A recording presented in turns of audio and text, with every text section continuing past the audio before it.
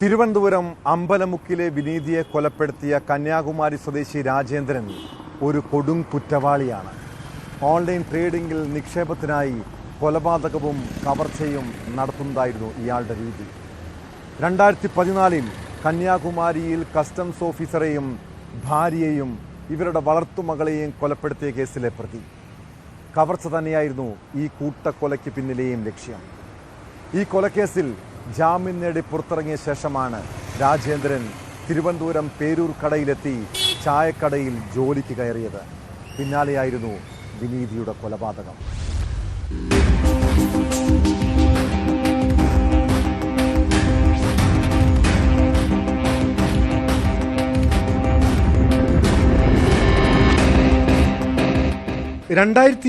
ഫെബ്രുവരി 6 ഉച്ചയോടെയാണ് തിരുവനന്തപുരം അമ്പലമുക്കിൽ അലങ്കാര ചെടികൾ വിൽക്കുന്ന കടയിൽ വെച്ച് ജീവനക്കാരിയായ വിനീത കൊല്ലപ്പെട്ടത്. അതിന് 2 വർഷം മുൻപ് ഭർത്താവ് സെന്തിൽ കുമാർ മരിച്ചതിന് പിന്നാലെ 2 മക്കളടങ്ങുന്ന കുടുംബത്തിന്റെ താങ്ങും തണലും ഈ വീട്ടമ്മയായിരുന്നു. ഞായറാഴ്ച കട അവധിയായിരുന്നെങ്കിലും ചെടികൾക്ക് വെള്ളം നനയ്ക്കാനുള്ളതിനാലാണ് വിനീത അന്ന് ജോലിക്കെത്തിയത്. ഉച്ചയോടെ കടയിൽ ചെടി വാങ്ങാനെത്തിയ ചിലർ ജീവനക്കാരെ ആരെയും കാണാത്തതിനാൽ കടയുടമയായ തോമസ് മാമനെ ഫോണിൽ വിളിച്ച് തിരക്കി.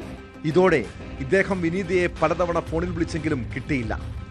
തുടർന്ന് കടയിലെത്തിയെങ്കിലും വിനീതയെ കണ്ടില്ല. പിന്നീട് നടത്തിയ തെരച്ചിലിലാണ് കടയുടെ പിറകുവശത്ത് ചെടികൾക്കിടയിൽ വല കൊണ്ട് മൂടിയ നിലയിൽ വിനീതയുടെ മൃതദേഹം കണ്ടെത്തിയത്.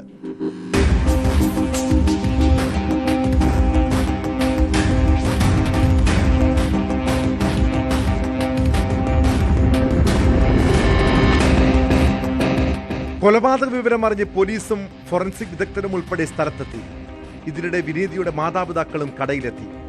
ഇവർ മൃതദേഹം കണ്ടപ്പോഴാണ് കഴുത്തിലുണ്ടായിരുന്ന 4.5 പവന്റെ താലിമാല കാണാതായെന്ന് വ്യക്തമായത്. പ്രാഥമിക അന്വേഷണത്തിൽ സ്വർണ്ണമാല മോഷ്ടിക്കാനാണ് കൊലപാതകം നടത്തിയതെന്ന് പോലീസിന് വ്യക്തമായി. സ്ഥാപനത്തിൽ CCTV ഇല്ലാതിരുന്നത് ആദ്യഘട്ടത്തിൽ തിരിച്ചടിയായി. തുടർന്ന് രേഖാചിത്രം ഉൾപ്പെടെ പോലീസ് തയ്യാറാക്കി. എന്നാൽ അന്വേഷണ സംഘം പരിസരത്തെ മുഴുവൻ CCTVകളും പരിശോധിച്ചിരുന്നു. ഈ ദൃശ്യങ്ങളിൽ നിന്നാണ് കൊലയാളിയെക്കുറിച്ച് സൂചനകൾ കിട്ടിയത്. തുടർന്ന് കൊലപാതകം നടന്ന് 5-ാം നാൾ കന്യാകുമാരി തോവാള സ്വദേശി രാജേന്ദ്രനെ തമിഴ്നാട്ടിൽ നിന്നും പോലീസ് പിടികൂടുകയായിരുന്നു. വിനീതിയുടെ കഴുത്തിലുണ്ടായിരുന്ന 4.5 പവന്റെ മാലയ്ക്ക് വേണ്ടിയായിരുന്നു അരുംകൊലയെന്ന് പ്രതി സമ്മതിച്ചു.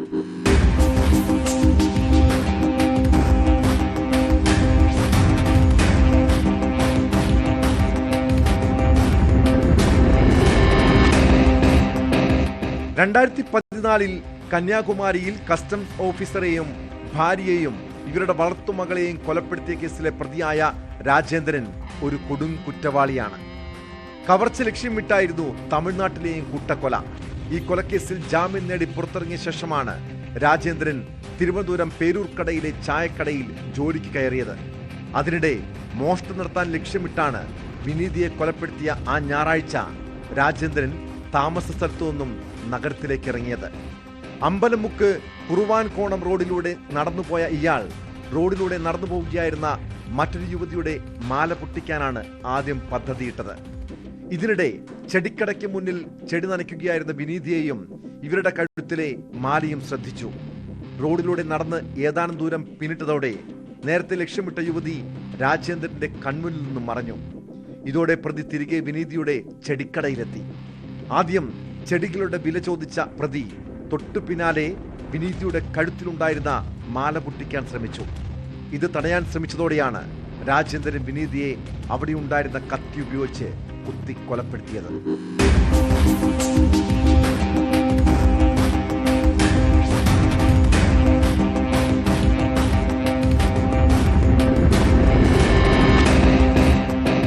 ന്യൂസ് 18 തിരുവനന്തപുരം.